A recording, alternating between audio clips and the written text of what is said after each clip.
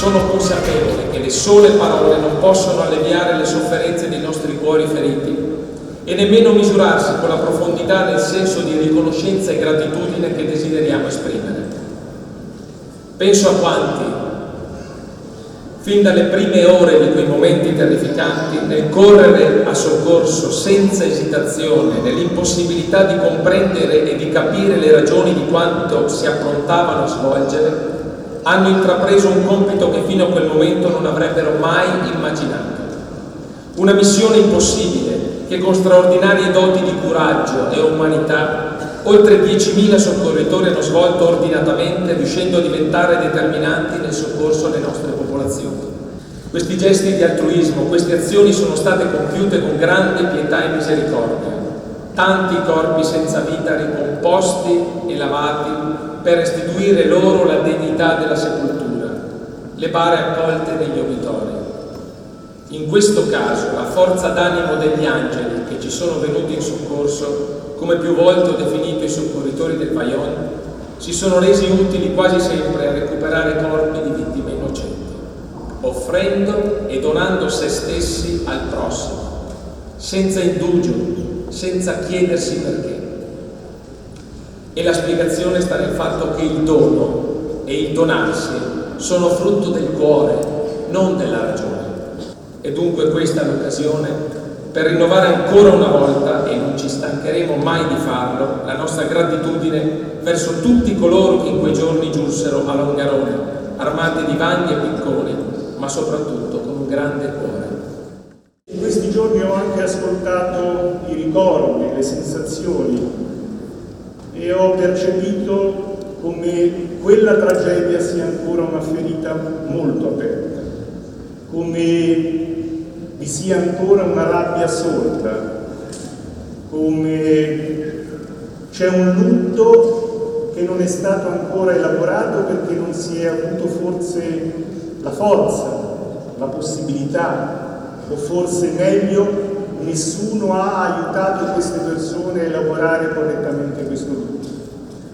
E c'è una tensione che è palpabile, che si coglie nell'aria, dell'esigenza che sia arrivato il momento che si chieda scusa. Scusa di silenzi colpevoli prima, scusa di mancanze e di ritardi dopo, che non sono stati ovviamente i ritardi e le mancanze di chi oggi giustamente viene plaudito. Noi siamo un paese che ha bisogno di imparare dai propri errori, ha bisogno di non sbagliare, ha bisogno di non violentare il proprio territorio, ha bisogno sì di chiedere scusa, ma prima ancora deve fare quello che si deve avere il coraggio di fare nel rispettare il proprio territorio, rispettare le popolazioni. E quindi è una prevenzione importante che facciamo troppo poco, lo dico anche da Presidente della Regione.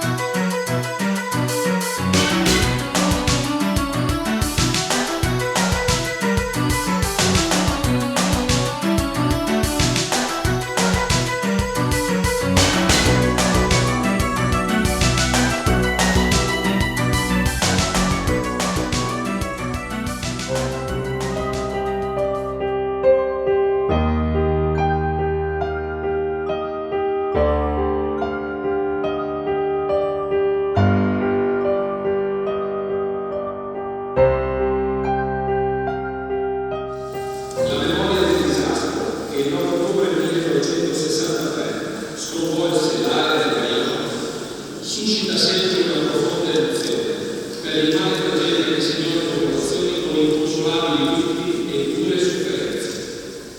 Il ricordo delle quasi 2000 vittime e della devastazione di un territorio stravolto del suo assetto naturale e sociale induce a 50 anni di distanza a ribadire che quell'evento non fu una tragica, inevitabile fatalità, ma drammatica conseguenza di precise colpe umane che vanno denunciate e di cui non possono sottacersi le responsabilità.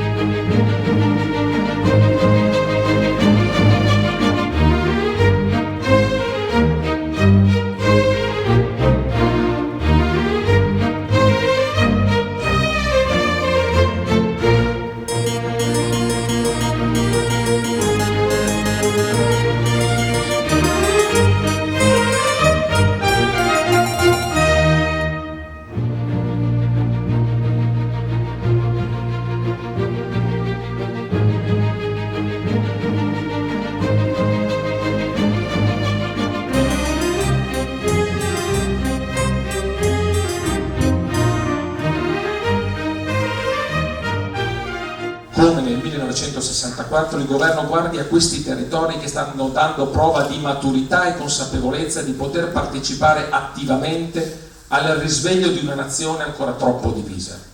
Una miglior gestione del territorio è un'altra delle priorità sulle quali investire, per poter anzi dover fare prevenzione.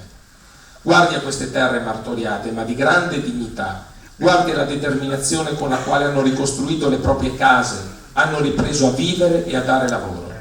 Un esempio virtuoso che può essere d'esempio a dare che lo sono meno. Permetta ai suoi amministratori di operare in deroga rispetto al patto di stabilità. Lo chiedo per i comuni del Vajont, ma soprattutto per la provincia di Belluno, l'unica interamente montana insieme a Sondrio, stretta in mezzo a due regioni a statuto speciale, senza una guida politica da 2 anni, con tutta una serie di difficoltà a cui il governo non può non guardare con la dovuta attenzione. 3 anni... Oggi noi siamo qui a celebrare l'anniversario di una tragedia unica nel suo genere. Vale la pena di ricordare che siamo qui a ricordare la morte di 1910 persone, 1/3 delle quali mai sono state ritrovate, 1/3 mai riconosciute, come ci ricorda il sindaco. Persone che hanno vissuto questa tragedia assieme ai loro familiari e ai molti superstiti che ci sono stati. La storia della Polizia di Stato ci dà un quadro di cosa è accaduto in quella notte, il 9 ottobre del 1963 alle 22:39. Per noi resta indelebile questa data, questo orario e questa storia, che ha un po' lambito la storia degli italiani, in particolar modo dei veneti e dei cittadini di questa provincia. Presidente Letta, prima c'era una valle lì, non c'era quella diga che viene anche stilizzata nello stemmino, nel logo di queste celebrazioni, c'era una bella valle, c'era una giornalista, Tina Gardini, famosa giornalista che io ho definito ambientalista ante litteram, che diceva questa valle qualcuno la sta trattando come un catino da riempire d'acqua. E i cittadini, le popolazioni di quella valle denunciarono da subito l'assurdità di questo progetto. Questa è la storia di un'opera pubblica, o meglio di un'opera che non si doveva fare. Sono tante le riflessioni, tante le emozioni che ovviamente oggi vengono alla memoria, e credo che se un Presidente del Consiglio oggi è qui soprattutto per definire questo giorno un giorno della memoria innanzitutto, ma un giorno nel quale dobbiamo guardare anche al presente e al futuro, esattamente rispetto ai temi che sono stati toccati sia dal Sindaco sia dal Presidente della Regione.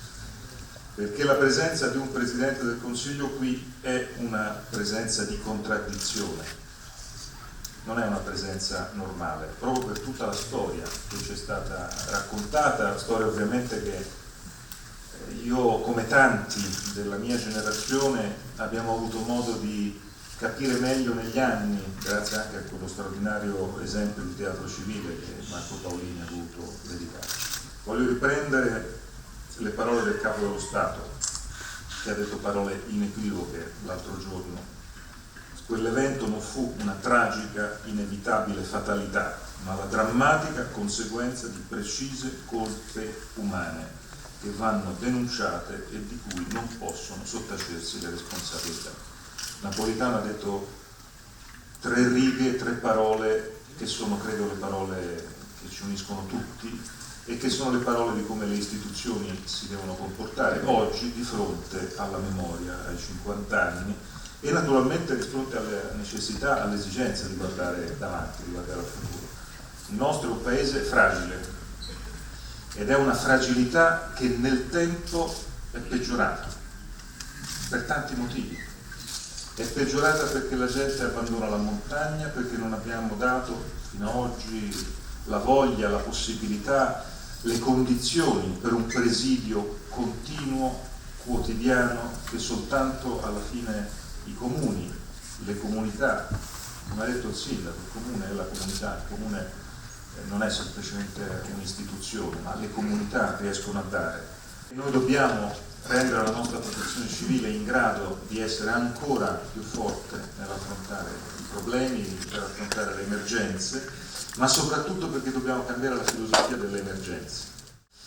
Oggi siamo qui anche per la polizia e io voglio ringraziare il prefetto Pansa e tramite lui tutti i suoi uomini e tramite lui tutte le forze dell'ordine del nostro paese che svolgono quotidianamente un compito straordinario. Io in questi pochi mesi da capo del governo ho avuto modo, in momenti anche spesso drammatici, di verificare e di vedere l'abnegazione, l'impegno, pure in condizioni, so benissimo, molto negative, sia in termini di logistica sia in termini di trattamento economico. So benissimo quanto questo rende essenziale e necessario il senso complessivo della comunità.